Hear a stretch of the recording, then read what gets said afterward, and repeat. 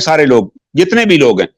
اب میں ایک مثال چھوٹی سی دیتا ہوں. ایک ہمارے میجر صاحب تھے NLC میں, میجر اکرم, وہ NLC میں پوسٹ ہوئے, بڑے محنتی تھے اور بڑی انہیں وہاں نوٹ انہوں نے یہ کیا کہ وہاں سے آئل چوری ہوتا ہے آئل فیلڈ سے, اور چوری ہو کے وہ رستے میں کروڈ آئل بیچ دیتے تھے, اور وہ کروڈ آئل کی بجائے پانی بھر کے ریفائنری میں پہنچا دیتے تھے, کیونکہ NLC کی گاڑیوں پہ GHQ کا نشان لگا ہوتا ہے, وردی میں ہوتے ہیں, ریفائنری کی ضرورت ہی نہیں تھی کہ چیک کرتا, وہ کہتے جی کھولیں اور پائپ ڈال کے آ جاتے واپس. اس نے کیلکولیٹ کیا تو پتا چلا 2 کروڑ کی روزانہ آئل کی چوری ہو رہی ہے. اس میجر صاحب نے جا کے ریڈ کیا, انہوں نے بندے اریسٹ کیے انٹیریئر سندھ میں جہاں جہاں ان کی گاڑیاں کھڑی ہوتی تھی, اور سارے بندے اریسٹ کر کے انہوں نے FIR درج کرائیں. اس کے بعد وہ جو آئل مافیا تھا, میجر صاحب کو نہیں پتا تھا آئل مافیا کا کہ کتنا بڑا, اس پہ پریشر آیا, اس نے کہا میں نے FIR دے دی ہیں, اس میں جو NLC کے افسر ہیں ان کے خلاف بھی میں نے دے دیا ہے, جو JCU پکڑے گئے ان کے خلاف بھی دے دیے گئے. تو اتنے میں DG NLC تھے میجر جنرل ظہیر, وہ انہوں نے NLC ہیڈ کوارٹر وزٹ کیا, انہوں نے کراچی میں, انہوں نے بتایا کہ سر یہ ہو رہا ہے, یہاں آئل چوری ہو رہا ہے روزانہ 2 کروڑ کا, اور یہ جو گاڑیاں خریدی گئی ہیں اس میں بھی غلط انوائسز دی گئی ہیں, ہر گاڑی میں گورنمنٹ کو 20-20 لاکھ کا نقصان ہوا ہے. تو انہوں نے کہا میں کاروائی کروں گا. تو کچھ دن جب کاروائی نہیں ہوئی تو ان کو پتا چلا ایک اور انہوں نے کوئی وہاں جرم کیا, تو اس کو بتانے کے لیے وہ فوراً پنڈی آئے اور DG NLC کو جا کر ملے کہ سر یہ ایک نئی کاروائی وہاں پر ہو گئی ہے. DG NLC نے دیکھا اور اس نے کہا کہ ساتھ اپنے افسر کو بھیجا کہ آپ اس کے ساتھ کراچی جاؤ, وہاں سے ایویڈنس کلیکٹ کرو, ہم کاروائی کریں گے. وہ جیسے ہی ایئرپورٹ پہ اترے اور باہر نکلے تو وہ جو 7 افسر تھا اس نے اس کو اریسٹ کر لیا, اس کے سر کے اوپر بلائنڈ فولڈ کیا, اسے بلائنڈ فولڈ کے اس کو لاپتہ کر دیا میجر کو, اور نتیجتاً میجر صاحب کو لے جا کے اپنے انہیں کسی سیل میں ڈالا. اس کو اتنا ٹارچر کیا گیا کہ تمہیں جب بتا دیا گیا تھا کہ تم نے اس پہ بس FIR کرا دیا, اب آرام کرو, why you went to the DG نہیں بندے بھیجے تھے ساتھ, اور اس میں اس کو اتنا ٹارچر کیا گیا کہ ہی لاسٹ ہز سینسز, اور اتنی کریٹیکل کنڈیشن میں پھر جب انہوں نے دیکھا کہ یہ تو بندہ, پہلے پرائیویٹ کسی ہاسپٹل میں دکھایا, اس نے بھی جواب دے دیا کہ یہ تو مر جائے گا, انہوں نے جا کے PNS شفا میں اسے داخل کر دیا, وہاں انہوں نے دیکھا کہ کریٹیکل کنڈیشن میں ہے.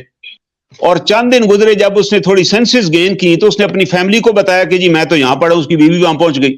اس نے پھر ایک لیٹر لکھا کہ میرے خاوند کے ساتھ یہ کیوں ہوا ہے. تو آپ حیران ہوں گے کہ کور کمانڈر کراچی جو پارٹ تھا اس پوری گیم کا, اس نے CO MP کو کہا کہ اس کو جا کے ہاسپٹل سے اٹھا لو. CO MP نے کہا کہ سر وہ ہاسپٹل میں داخل ہے, میں کیسے اٹھا سکتا ہوں. کرن صاحب کون تھا کور کمانڈر؟ یہ احسن سلیم حیات صاحب تھے, وائس چیف جو بعد میں بنے.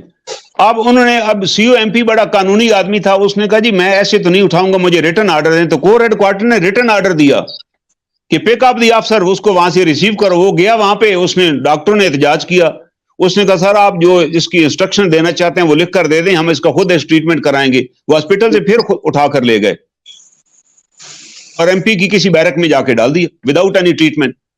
جب وہ دوبارہ مرنے والا ہو گیا تو انہوں نے اس کو کنسیڈرنگ میں ڈیڈ باڈی باہر پھینک دیا کسی جگہ. اور الٹیمیٹلی وہ جو سپاہی پھینکنے گئے تھے نا, ان میں سے کسی سپاہی نے دوبارہ NLC سے رابطہ کیا, وہاں اس کی فیملی کا ایڈریس لیا, اس کی مسز کو جا کے بتایا کہ آپ کا میاں تو وہاں پڑا ہوا. وہ پھر بیچاری آئی, اٹھا کر لے گئی اور اٹھا کے اپنے گاؤں لودھرا چلی گئی. اس نے وہاں جا کر اس کا ٹریٹمنٹ کروایا, اور جب وہ بیچارہ ریکور ہوا, ابھی تک ہی واز ان شاک. اس نے کہا جی فوج فوراً رسپانڈ کرے گی. جیسے ہی ریکور ہوا, اس نے پھر دوبارہ آرمی چیف اور اپنے اس کو خط لکھا AG کو کہ جناب میرے ساتھ یہ سلوک ہوا اور میں گھر میں مر رہا ہوں. تو جناب دوبارہ ایجنسیز ایکٹیویٹ ہوئی, لودھرا میں اس کے گھر پہ ریڈ کیا, فادر ان لا کے گھر پہ, اس کو پھر اٹھا کر لے آئے اور پھر لا کے کسی سیل میں ڈال دیا. وہ پھر 6 مہینے سیل میں رہا.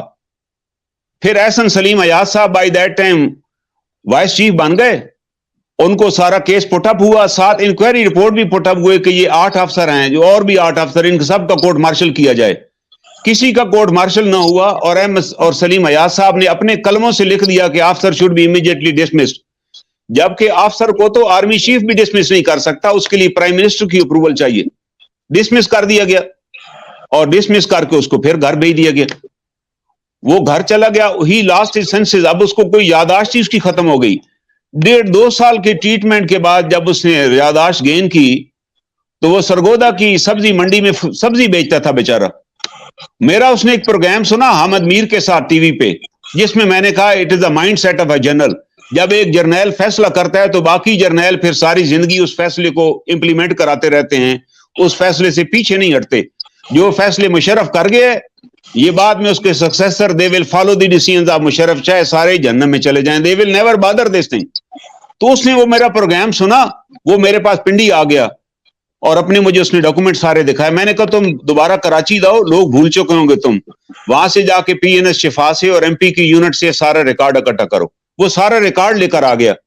میں نے یہاں 2015 میں ریٹ دائر کی اور وہ جسٹس ایک جسٹس سے اس زمانے میں جسٹس ظفر اللہ خان خاکوانی صاحب، وہ 9 بجے صبح آتے تھے، وہ 9:30 بجے اندر سے کورٹ سے نکلے چیمبر سے. انہیں پوری میری پیٹیشن پڑھی اور پڑھ کے بڑے حیران ہوئے کہ دس از ہیپننگ بے سرونگ افسر کے ساتھ یار یہ سلوک ہو گیا. میں کہا سر ڈاکومنٹ لگے ہوئے. انہیں فوراً نوٹس جاری کیا کہ ان سے کمنٹس مانگے کہ تحریری جواب جمع کرائیں. آپ اندازہ لگائیں ظفر اللہ خاکوانی صاحب کو چند مہینے بعد ناٹ کنفرم کر کے گھر بھیج دیا گیا. اور اس لیے گھر بھیجا گیا کہ یار آپ نے کیا ضرورت تھی آپ کو نوٹس جاری کرنے کی، آپ کہہ دیتے کہ یار آپ 3 سال بعد آپ آئیں.